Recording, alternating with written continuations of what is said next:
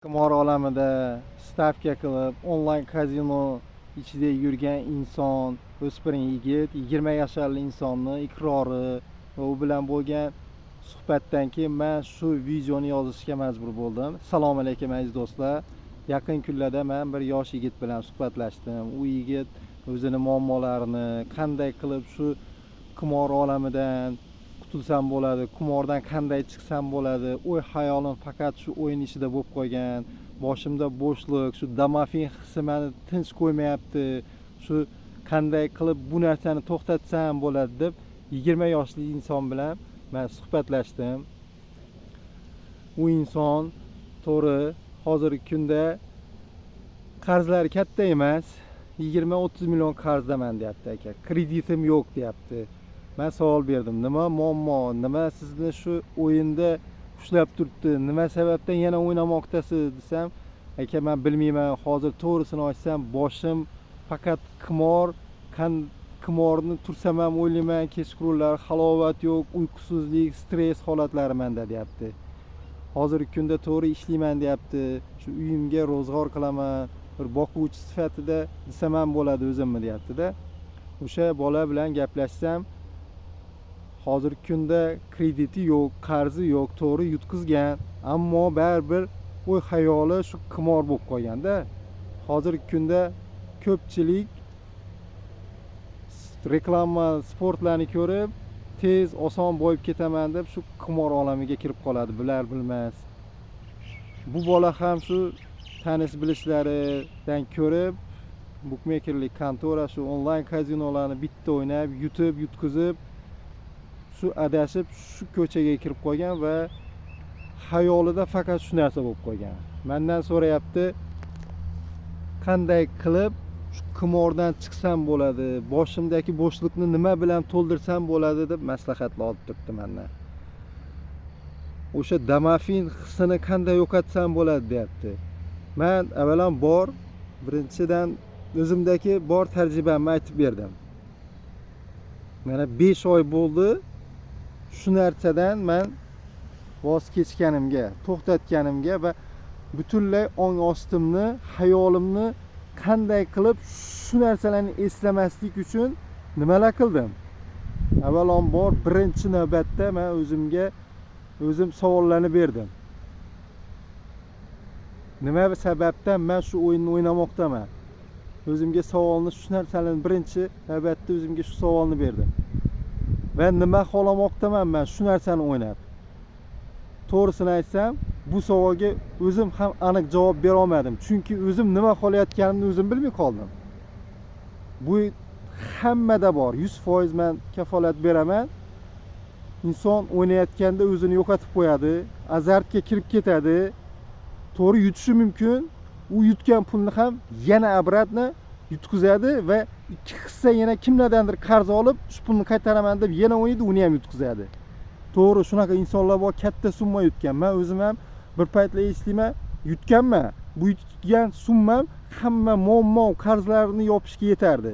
Undan tashqari mashina olishga yo uy olishga ham yetardi. Nima qildim men? Azartga kirib, shu bor pulimni ham yutqizib yubordim.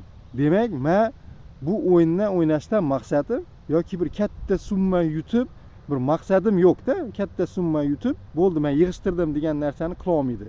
Qimorvozni hammasi 100% shunaqa. O'zimga shu savolni berdim. Keyin to'g'ri, nima qilmoqdaman bu o'yinda? Men shu o'ynadim, shu ketishda ketaversam, meni nima kutib turibdi? O'ylab qarasam, men o'ynagan sari bu yoqdagi muammolarim kattalashmoqda. Demak, bo'ldi, to'xtatish kerak. Tan oldim, to'g'ri qaror qabul qildim. Ikkinchidan, har kuni voqli turib, shu uyimga yaqin masjidga borib, bomdod namozini o'qishni boshladim. Bu boshida qiyin bo'ldi, lekin ammo davomiy bo'lib ketdi. Davom qilmoqdaman, inshaalloh bundan keyin ham davom qilaman. Masjiddan kelgandan keyin yarim soat 3 kilometrda yuguraman bego'y darogada. Sport bilan shug'ullanaman. Bu orada o'zimni qoddi qomatim, formamga kelib oldim.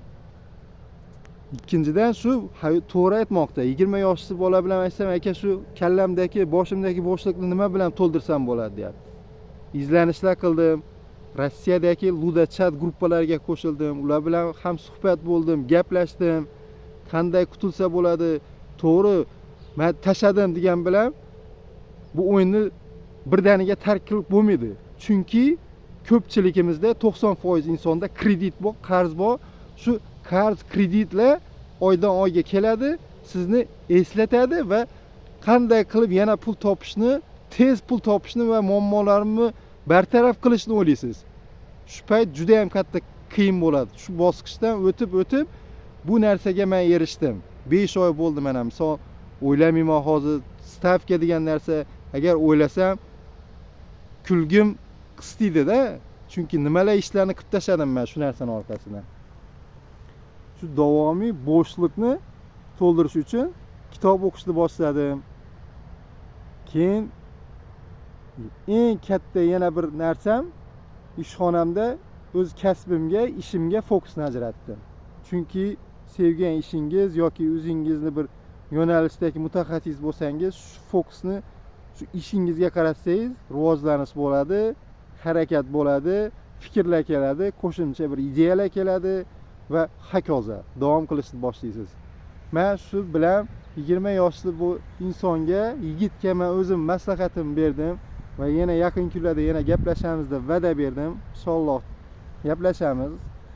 Yana savollari bo'lsa savollarga javob beraman. Xulosa sifatida nima demoqchiman? Hozir to'g'ri siz o'ynab turibsiz. Har qancha o'zingga ishonmay o'ynayapsanmi, yutqizishing aniq. To'xtatdingmi, sen g'olibsan. Do'stlar, akalar, ukalar, og'alar, keling, hozir shu qimor ichida yuribmisiz? Vaqtida to'xtating, tan oling, to'g'ri qaror qabul qiling. Bu ketishda agar o'ynayotgan bo'lsangiz, oxirgi natijasini men sizga kafolat beraman. Hech narsasiz qolasiz. Yon atrofdagi yaqin insonlar tark qiladi. Hattoki ko'chada ani bo'mish alqashlar bo'ladimi, undan bettari bo'lasiz. Chunki sizda halovat, stress yo'qoladi. O'zingizga bir tashvishlar orttirasiz, kasal bo'lasiz. Yosh bo'lsangiz, mana yosh yigitni aytib turgan gapi. Undan tashqari men yaqin kunlarda bitta Telegram gruppamizda har xil kasbdagi insonlar bor. Vrach insonni aytib turgan gapini ham aytaman-da, chunki vrach insonga hamkasb aytib turibdi, doktor menga maslahat bering. O'g'lim dedi, shu uydan hozirgi kunda pul o'g'irlab shu qimor o'yinlar o'ynayapti, nima qilsam bo'ladi degan savollarni bermoqda. Bu juda ham katta kasallik. Bu narsani fojia desa ham bo'ladi. Vaqtida to'xtatish kerak, kasallik kerak. Agar o'ta muammoli bo'lsa, shu reabilitatsiya markazlariga, har xil mana shu rehablarga, vrachlar, psixologlarga olib borish kerak. Vaqtida to'xtatmasa, bu fojiali tugaydi.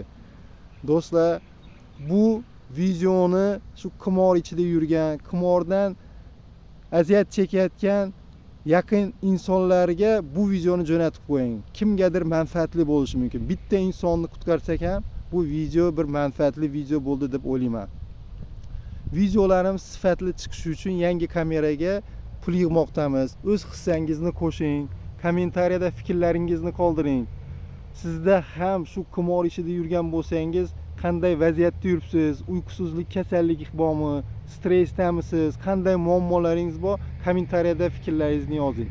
Shapka profilda Telegram gruppamiz bor. Telegram gruppamizga qo'shilib, u yerda fikr almashsangiz ham bu juda katta muammodan qutulgan bo'lasiz. To'g'ri, har bir qimorvoz o'zini yolg'iz his qiladi, muammomni o'zim hal qilaman deb o'zini ichidan yemirib yuradi.